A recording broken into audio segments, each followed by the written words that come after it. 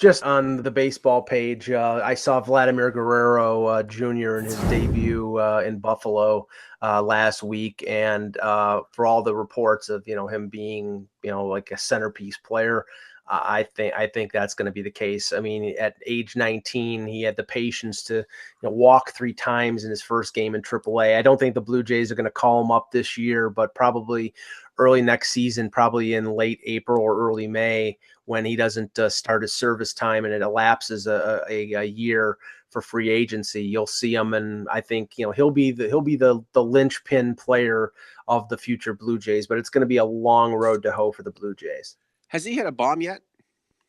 I don't think so. But I know he's had a few hits, and he's better than people said defensively at third base. He made a couple really nice plays. So I think he's, it may be, rookie jitters when he comes up to the majors, and he may need a little time to hone his skills, but I think he'll be a pretty good defensive third baseman, and he looks like he's going to be a great hitter. He's a big body too. He's got that real thick frame, just like his dad had. I mean, any comment on that? I mean, is he a Pablo Sandoval? I mean, he's not exactly Mike Schmidt over there, but what?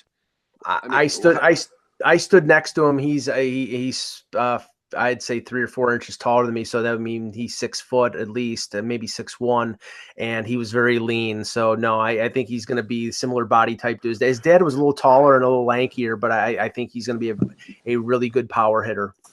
Oh man, did you find there was a bit of a buzz in Buffalo over what was going on? And I don't know how Buffalonians and baseball fans there have gravitated towards the Bisons and the affiliation with the Blue Jays. However, if you are a baseball fan and you're interested in seeing the next generation, there has to be some appeal here. Yeah, I mean there were almost 10,000 people. Oh, great. At the opening, and that was on a Tuesday night. So I haven't seen the attendance figures since, but the Bisons have drawn a lot from Southern Ontario, especially when guys like Batista or whoever come down for a rehab assignment. So I'm assuming between now and the end of the season, you're going to see a lot of people coming down the QEW to see Vladimir Guerrero Jr.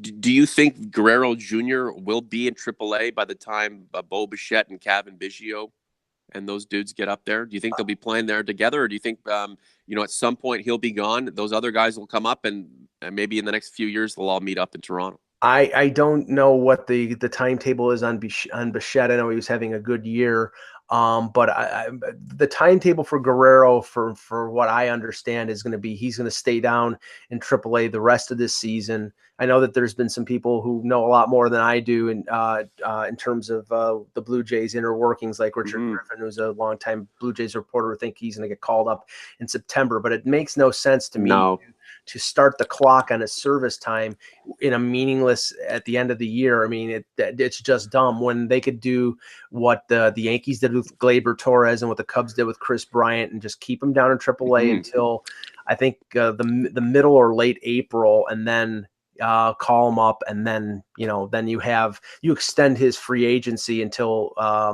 think it's 26, or until he wouldn't be able to be a free agent until 26. So I think that's what they'll do.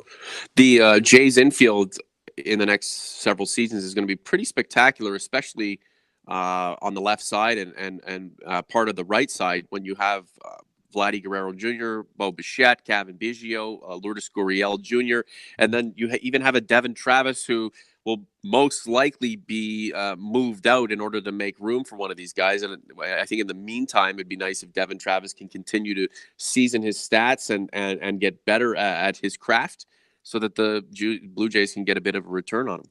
Yeah, and Jansen, the catcher, is probably, I think he'll end up being on the Blue Jays next year, maybe serving as an understudy for Russell Martin, or maybe he'll get more playing time and Russell Martin will sort of move around the infield like he has wanted to do. Mike, we got to go. Thanks, Norman.